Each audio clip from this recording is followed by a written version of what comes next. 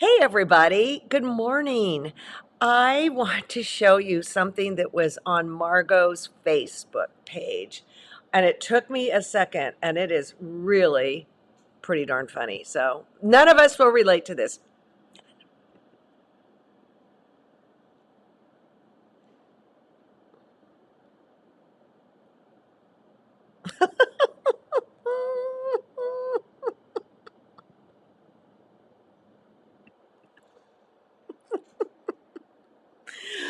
I'll tell you a cute little story. My mom was very regimented in, okay, spices in alphabetical order. Okay, so that says it all, right? And she was appalled at my at my housekeeping skills. I mean, everything looks good on the surface most of the time, but you open a door, God, put on your hard hat and all that good stuff. And I said, Mom, I can spend my time putting my spices in alphabetical order, or I can quilt. Period. She never brought it up again. So, as people load on, I've got some things to show you. I do want to tell you what we're going to be doing today. We have some new items in the warehouse, most of them Quilter Select, and one I have been waiting for. I have been fighting for, not waiting, for 5 years, and it's finally in, okay? But there are also some new rulers in, of which I have not had the opportunity to work with them. I see their benefits, I get all that, but there's a diamond one, and I went to look at Jennifer Jiggis's YouTube on it. It's an excellent video on how to use the ruler and how to make diamond quilts. So you're getting a freebie today with that. Let's see, what else do I have here? Oh, Wendy is in my little Sunday sewing group. There's 3 or 4 of us, depending on who shows up. But she's a big knitter, and they're knitting chickens in her little group now. That is just freaking adorable, in my humble opinion. Maybe not so humble. Okay, and then periodically I get on Facebook and I see things that I want to make sure that you don't miss. And in this case, it's by Weeks Ringle and Bill Kerr. No, Weeks Kerr. No, Weeks Ringle and Bill Kerr, and they did a mystery quilt along 1,000 quilters across North America, Europe, and as far as away as India and Australia. This quilt, in my, again, not humble opinion, is unfreaking believable. I love this quilt. Love this quilt. And we did do a show with them way back in the day. Way back in the day. So then this was on Cindy Brick's Facebook, but I don't think it's her quilt. Take a look at this. This is a gal. Those are two. Do I have Cindy's name on there? No. Yeah, it was on her live, on her feed.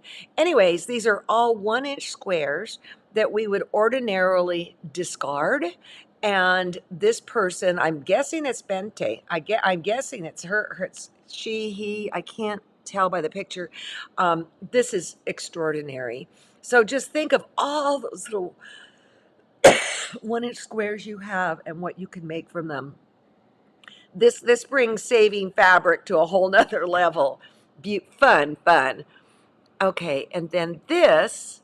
Oh, Janet sent this, and it's her little gnome.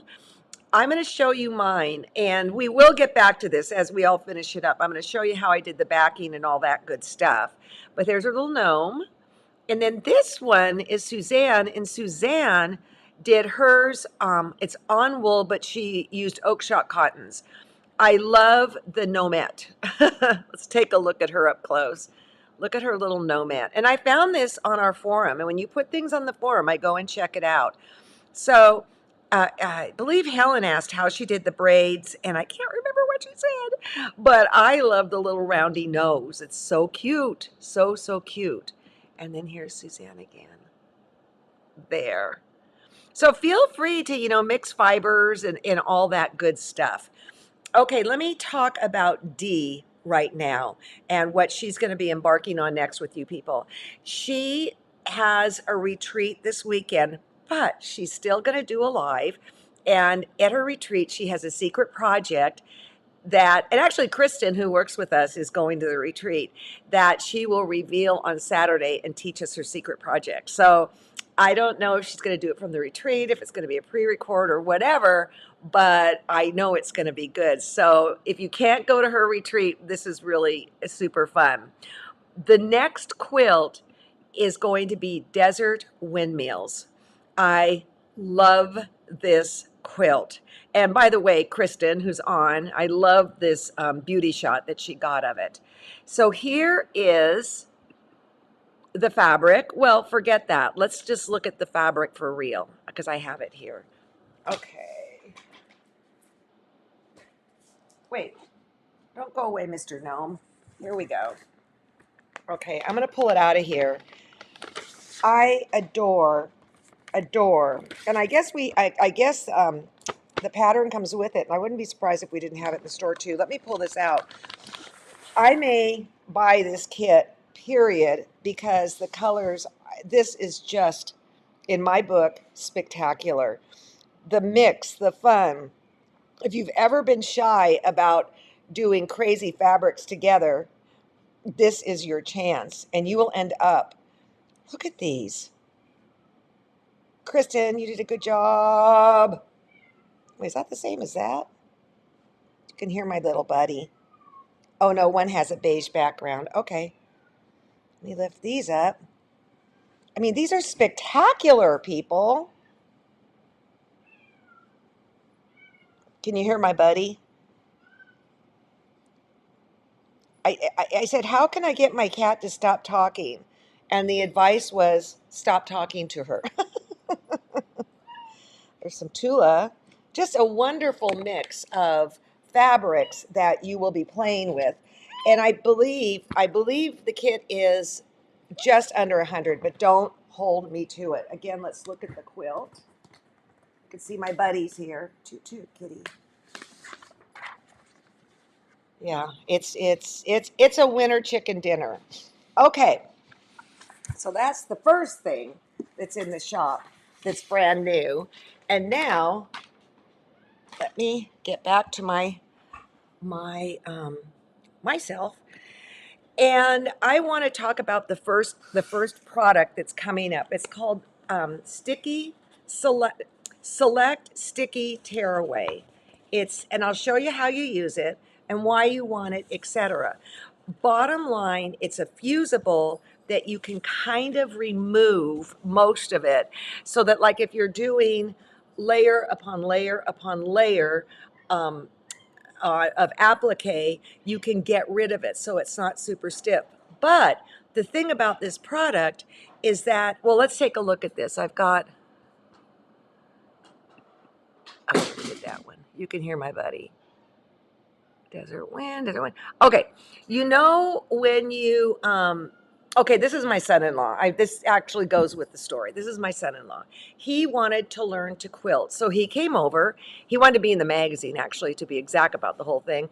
And I made him quilt. And basically, this was his first block. I mean, can we just like smack him, right? He's an engineer. Okay.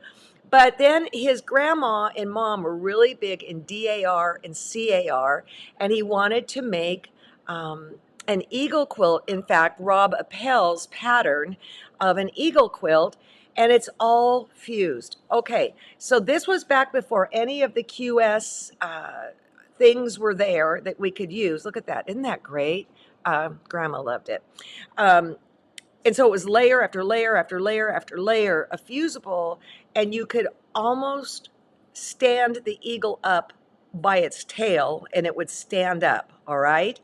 Now I could use Quilter Select, the super fine, I'm doing a brain freeze, the super fine fusible.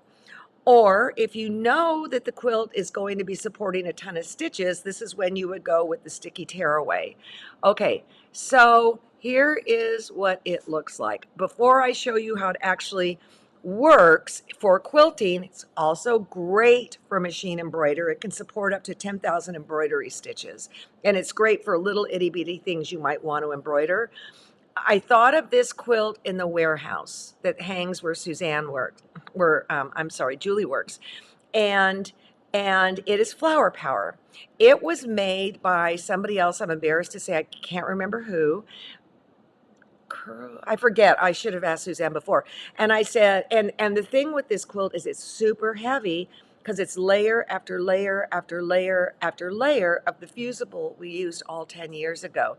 So I said, Suzanne, get yourself a picture in front of it. And then she wrote me, she goes, I found 6 patterns. So we've got these patterns in the store if you're interested. So she was pretty darn excited about that. So let me show you how to use this stuff. And it's not inexpensive, but it comes on a huge roll right here. All right. So here is, it has been stuck onto here. Okay. And what you do is you can see that one side is shiny. That's the paper side. And then the other side is kind of, almost feels like print and piece. So where'd my pin go? There we go. What you do is you just score it with a pin like this. You peel it off, and then you stick it to the back. Now, what you've just done here is you've created a super thick base that you could do a ton of stitches on, etc., and it won't all wrinkle up. So that's another plus of the whole thing. I haven't played with it yet, but just a little. Okay, so then what I did with this is I ran it through my Go Cutter, all right? And I did this circle. I stitched down. I didn't have to put anything on the back at all because it's got that stabilizing in it. Now, if I chose to leave as is, I would say that probably 50% of it will wash out and it will become very, very thin and fine. But the other thing you can do, and I think I just let it wash out. That's my thing. I'm lazy, okay? You can cut away, and then you just start peeling away the top layer. And the top layer, when you peel away the top layer, you're going to end up with something like this. And in the end, it will not be there. It will go away. I mean, I'm supposed to say it'll go away 50%, but I can tell you right now, another product we say goes away 50% and it goes away 80%. So it's a way of having something super stable. Like I could go do fancy stitches. I could do layer after layer after layer of applique. I can take it off if I want, or I can leave it in. So that is called Sticky Tearaway. This is a new product to me, and honestly, I can't wait to use it. So, rulers. This is not a new ruler. Oh, I'm going to make this confusing. This is not a new ruler, but they stuck it in my box of goodies, and I love it. I love this size. It's 6.5 by 2.5. Just throwing it out there. Okay. Then we've got Susan Cleveland. If you've ever had the opportunity to take a class from her, her big deal are Dresdens. And on the back, she has really great instructions on how to do Dresdens. We've done a show with her, all right? And she wanted to work with us because it's on slip, right? Then here's another one with Susan Cleveland. So these are brand new. I can't wait to play with these. Also, I'm not going to say exactly what, but just say a little prayer for Susan. She and her husband are going through a medical situation, and they need all the prayers in the world. Susan Cleveland. All right, then this is a twin set of 60-degree rulers. Now, where you would use it would be for things like this, all right? Super cool, wonderful. And this could be a booger to align and all that good stuff, but you can see here, there's little clipped off ends that help you align things. But that said, now we're going to go to the Grand Poobah, and here comes your free lesson for today. It is the diamond ruler. So, you know I get nervous when I have to go and show you my screen. Wait a minute. There we go.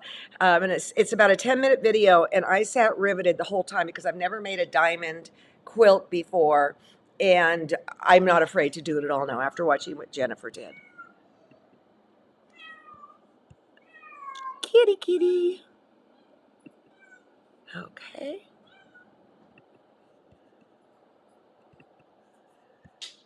Start.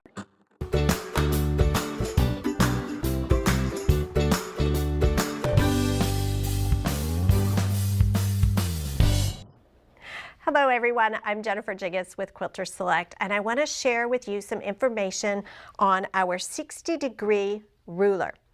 I love Quilter Select rulers because the back has that wonderful non-slip coating across the entirety of the surface of the ruler. So when I'm cutting anything, whether it's just a straight line or particularly when I start to cut things that are a little bit more intricate, like my 60-degree angles and my diamonds and my triangles, I love and rely on that non-slip coating to ensure that my cuts are that much more accurate and consistent. So this particular ruler is a 60-degree diamond, and it really has a lot of versatility.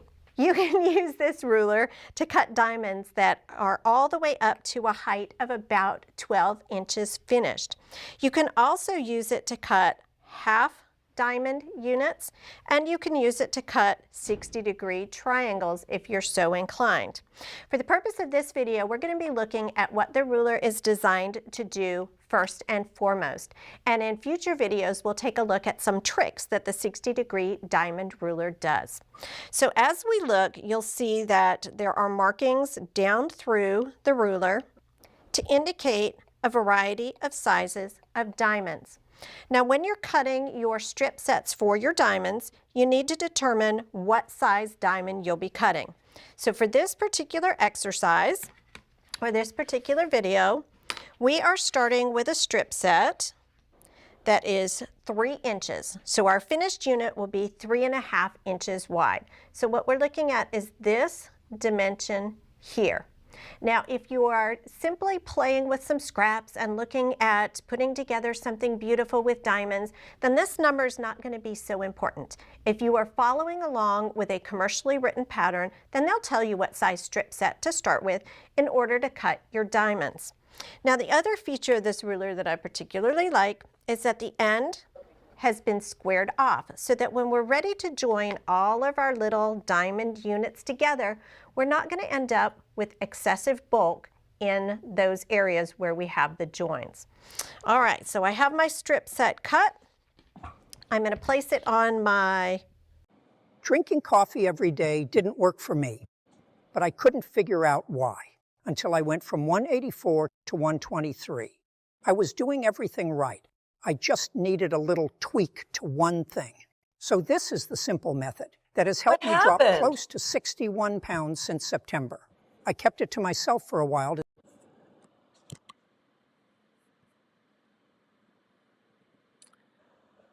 Oh, shoot. I don't know what happened. What the heck?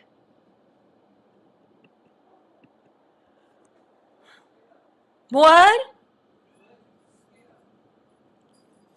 It skipped. Well, I'm out of it now. Well, okay, I'm going to try something, you guys. If I screw it up, I'll come back on. For Pete's sakes. Okay. There we go. Quilter Select mat. Let's get our finished piece here out of the way. Now, because these rulers are non-slip, and if I'm trying to fussy cut something, or maybe I wasn't as accurate when I first put my ruler down on my fabric as I should have been, I really like to use a Quilter Select handle so that I can move that ruler around and lift it and not drag it, but lift it across the fabric so that I can position it exactly where I need for it to be on my fabric. So to cut my diamonds, I have already cut the edge of this fabric strip at a 60-degree angle. So I am simply going to align the 3-inch line on my ruler with the cut edge of my fabric, the 3-inch line, diamond line, on the cut edge of my fabric here, and then use my rotary cutter to cut. Slide my strip away. Now here at the end, we do want to nip off that little piece. Then I'll move my ruler. I am aligning that 3-inch line with the raw edge of the fabric. The top edge is even. The 3-inch line on the ruler is even with the raw edge of the fabric. And cut. Again, I want to nip that little edge away. Now once I've cut all of my units, for diamonds in particular, I do like to go back and square off the other pointed edge. So I'll simply lay my ruler down on top, aligning the edges of the ruler, and then nip off those points. And I'll do that for each set of diamonds.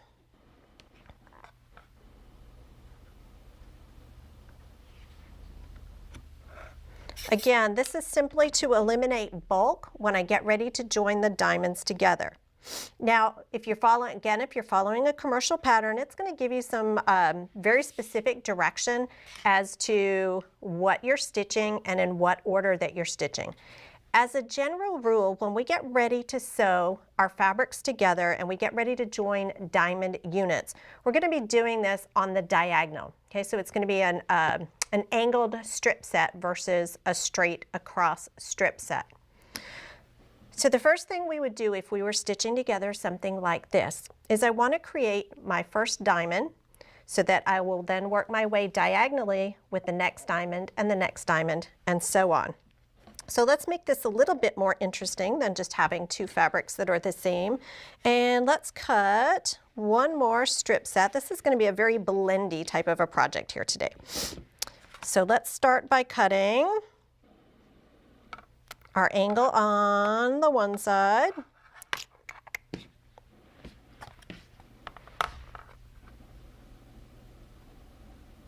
So we're going to cut here so that we have our 60-degree diamond angle started. And this is a smaller strip of fabric, so we can just turn this right around. It's going to stay in place underneath the ruler.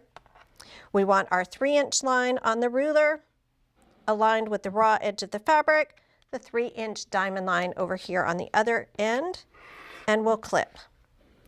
Move the ruler, making sure everything's aligned, and cut. And then again, I want to nip those little edges. I can do them as I go, or I can wait until all of them are cut, and then go back and clip off the tips of the diamonds. Again, that's just to eliminate the bulk in the seam allowance. Now at the machine, when we're ready to sew the units together, we're going to lay them out in the order that we wish to create our unit. Now when you're doing this at home, when you're doing this for a project or getting comfortable learning how to use your ruler, I would most definitely treat my fabric with a little fabric stiffener or starch before I cut. It'll just make your life a little easier. Okay, so here's the unit that we're going to build to create our diamond. Let's just make it a four diamond unit. Here's our piece. So we would start by stitching these two pieces together, these two pieces together, and then we're going to sew the two together to create a diamond. Then that diamond is placed next to the next diamond, to the next diamond, to the next diamond, or whatever the units happen to be for the project that you're working on. Now when I lay these right sides together, as you have a look, you're going to see that because we've nipped them off, those two edges are going to line beautifully, and we're going to start stitching right here. Okay, that's our indicator of where that 1/4 inch line is so that we can simply sew right down our unit, and every one of them will be aligned exactly the way that it needs to be to continue stitching on that process. Okay, so again, that nipped line or that nipped edge is to show you where your 1/4 inch start and stop points are. Now, another tip for accuracy. Again, there's a lot of joins here in between the units where all of our points are coming together. We want to eliminate as much bulk as possible. And so we've done part of that by nipping off the edge, right, that top point on the diamond. The other is by using the appropriate thread. So I like to work with a 60 weight Quilter Select thread in my needle and an 80 weight in my bobbin. That's going to give me a very, very fine seam that doesn't take up a lot of room in the turn of the cloth, and it's also going to be very strong and very durable. Now, the other tip that I would give you for working with units like this is there are times when you're going to want to press them open. So as I worked down this portion of the joins, I pressed open. As I worked in this direction, I pressed to one side. It is okay to press those seams open.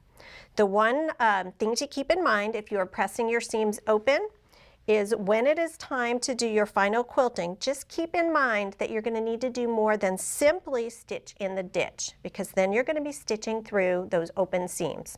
So just some planning, a little additional tip for you as you're putting together something that has a lot of points and tiny, tiny pieces. Now the other way that we can use this 60-degree diamond, we just looked at a strip set type of cut. You can also use the diamond if you are cutting large diamonds and want to do something where it's a little more fussy cut. And in which case, I would simply take my ruler, place it over my fabric, and then cut all the way around the ruler to get that full diamond unit. And it is just that simple and easy to create things that are a little more complicated or complex looking and still have the advantages of that non-slip coating on the back of your ruler, your nipped off edges, and your appropriate thread for more precise piecing. We can't wait to see what you're doing with these rulers.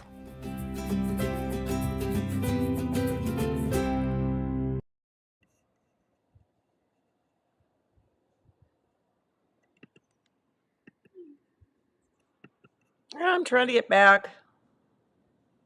Shoot. Oh, I see what I'm doing wrong. What I'm going, I try to get back here. I thought that was a great lesson. Sure, it was an infomercial for the ruler, but I'm going to tell you right now, I'm not afraid to use this at all. And the other thing that crossed my mind was that is the exact shape for the Lemoyne star. Because if I recall, in my star class, we cut a strip by 3 and then by 3. It's right here on the ruler. And then my creative juices are going, and I'm going, ooh, what if it was a bunch of cave fabrics that just all ran together? Really cool. Okay, so now I'm leaving the tease till last. I have been waiting, people, for 5 years for this thing. I'm so excited. I had the prototype here. I've beaten it to death, and then I had to stop showing it because people were asking about it, and it wasn't done. So what we've made for you is we have made a rotary mat, all right? 14 by 14, I believe, yeah. Oh, with the wool on the other side. Yes. So this is perfect to have right next to your sewing machine, and it is perfect to take to a workshop, etc. There is something, I don't know what it is, in between that protects the heat of the wool coming down from the mat, okay? However, we know we love these wool mats because it really steps up your piecing and flatten seams and all that kind of stuff. If you use it, don't instantly turn it over onto any sort of surface like wood surface or another rotary mat or whatever, because it will retain the heat and the moisture a little bit. So let it cool out a little bit before you turn it over. But I am telling you right now, I wanted this for so long, and I've got it. So to me, this was the win right here, right here. Now, remember, if you are a member, you go up to your dashboard, upper right-hand side, and if you've not used your 25% coupon, now's the time to do it. And shipping is free for over 100, excluding the big rotary mats, not this guy. And I'm so excited, I can't stand it. Okay, Wednesday, there's a lot of texting going on behind the scenes. Wednesday, Ricky's going to be on. Katie Pasquini has been inducted into the Quilters Hall of Fame, and she's flying out tomorrow. And Ricky got a very poignant interview with her. She has some stuff going on in her life right now, and I don't know how much they covered. Again, this is all just coming, texting to me while we're doing our thing. So, uh, I am going to show. Oh, the other thing I wanted to tell you too. I'm sorry, I a little discombobulated. A lot of you have asked me, so what's so great about the Bernina, is it 980 or 990, whatever that the new, the Rolls Royce. And I talked to their top educator, and we are going to put together a little video of what's so great about this machine. I've kind of, I can't answer because I really haven't seen it firsthand. I mean, I can only tell you what I've heard. So I'm really looking forward to that interview. Also, I am going to tell you how, well, let me put on the camera again. Okay. How I did the back on this, the backing, okay? Also, I want to make a couple notes here. When it came time to do the grass, they're just little straight stitches with lazy daisies with a little French knot in the middle. I took my little disappearing purple pen and just made little marks all on here. So I knew where I wanted to put the little grasses and stuff like that. And note that they're kind of funky and funny. The other thing I did, I had plenty of yellow. I decided, in my humble opinion, it needed circles here. But that came after the fact, after the pattern was written. And so look at your piece, and if you find something there that you think, well, this would really add something to it, yay. But fortunately, I was smart enough to take pictures as I did this whole thing, and I can share that with you. Again, Ricky is Wednesday with Katie Lady. Love her. We had a legend show with her. You might want to check it out. And then Dee is going to be teaching double duty at her retreat and with you. Yeah, I love it. Have a great week, and thank you so much for choosing to spend your time with me.